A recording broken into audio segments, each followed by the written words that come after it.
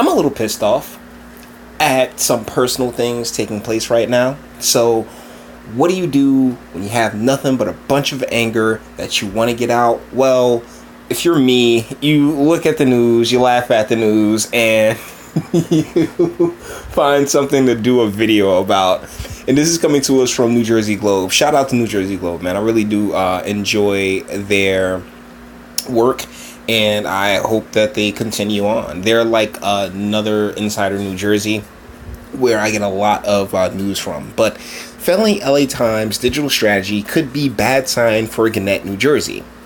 Now, Gannett, New Jersey owns several papers, including the Asbury Park Press, which is just the worst left-wing outlet, but we'll get into it in a moment.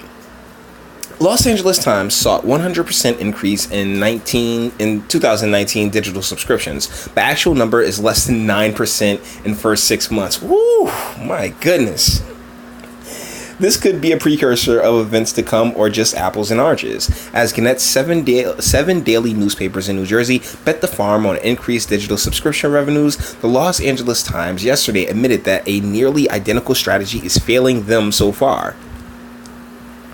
The newspaper had a set goal of doubling their digital subscribers from 150,000 to 300,000 this year to cover its editorial costs, but only added 13,000 more in the first 6 months of the year, according to an internal memo obtained by Poynter's Tom Jones. The Times editors said they experienced significant cancellations during the same stretch. Our future depends on rapid and substantial subscription revenue growth, executive editor Norman Perlstein and managing editor Scott Kraft told their staff. Digital conversions are our top priority between now and the end of the year. Deal is that the internet's been just tearing print media to shreds. Okay, and they are desperately seeking out ways to, jump on the ball. But the problem is when it comes to news is that there's so many different places to get it from that the big stories, which really drive, the local papers and the smaller papers, because those are the big stories, they are overshadowed.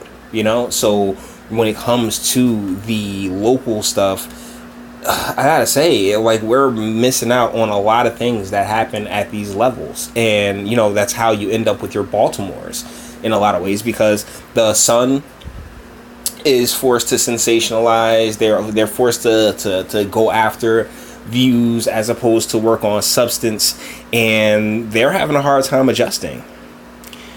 Our future depends on rapid and substantial subscription revenue growth.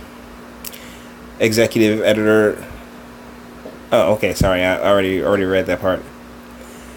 The message from the LA Times is similar to what staff at the Bergen Record, the Asbury Park Press, and Gannett's other 5 newspaper dailies have been told. Fun part about the Asbury Park Press is that I've actually followed them on Facebook, and the stuff that they push out is some of the most Trump derangement syndrome stuff you would ever come across.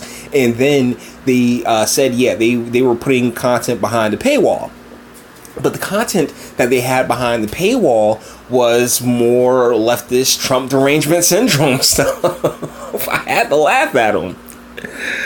Perlstein Kraft said the newspaper cannot meet our readers' high expectations without close collaboration with our business and IT colleagues.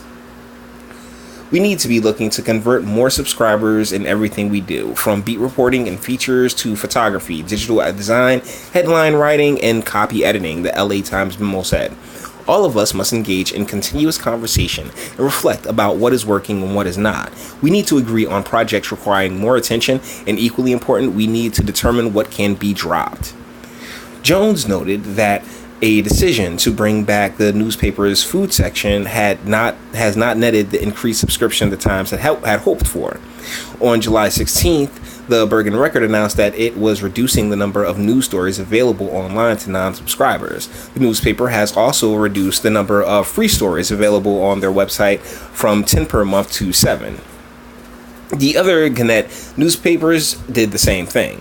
The Record lost 71% of their print newspaper subscribers since Gannett purchased the newspaper from the family of Malcolm Borg in 2016. Gannett has laid off about 200 journalists in New Jersey over the last 2 years. In January, The Record laid off 6 reporters after 9 others accepted a buyout. Gannett is currently working on a merger with Gatehouse Media, which owns the Burlington County Times and NJ Biz, and is in the process of purchasing the New Jersey Herald. In addition to the Bergen Record and the Asbury Park Press, Gannett owns the Herald News, the Courier News, the Home New Tribune, the Courier Post, and the Daily Journal. Earlier this year, Gannett's shareholders rejected a hostile takeover bid from Digital First Media, the owner of the Trentonian. The Los Angeles Times has won more than 40 Pulitzer Prize, voted to unionize in early 2018, and was sold to a prominent philanthropist. So, yeah, the media, or print media in particular, is just in a tailspin. I mean, all media is in a tailspin, but the thing that's ultimately dangerous about print media and your local papers going the way of the dodo is that it just leads to more corruption because there's less eyes paying attention to those in power. It's really one of the ways that New Jersey one of the reasons New Jersey finds itself in such a precarious situation when it comes to our finances, when it comes to the state's fiscal health and the budgets in the future, is that when you can get the big stories online, the little stories that can eventually grow to be big stories, fall to the wayside, and it's really sad. I personally am a fan. I used to love getting the newspaper, the Star Ledgers, particularly in the Sundays, because they had the parade, they had the comics and stuff like that. But there was also tons of stories that go in there. And do journalists get it right? Of course not.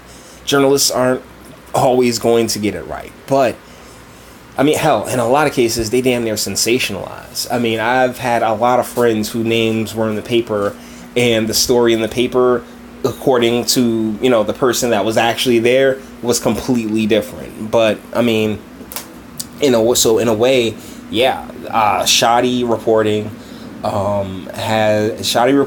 and the internet has kind of led us down this path that we're on, and it's not a good one, at least in my opinion. So, with that being said, though, I like to know what you think. All the internet stuff. If you like it, toss a like. Dislike it, go ahead, do that too. I ain't scared. Sub if you enjoy my fantastic voice and you want to get more videos like this every single day. Share, because sharing is caring. And speak. Let me know, what do you think in the comments? Do you spend time with your local paper?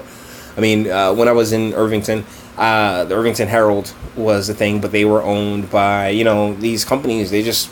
They're owned, and their owners, their shareholders, are trying to figure out how to make money in the digital age, and shoot, they are throwing turds at a wall to see what sticks, and it's all loose. It's all liquid diarrhea, at least in my opinion. If you have a different one, let me know, and until the next one.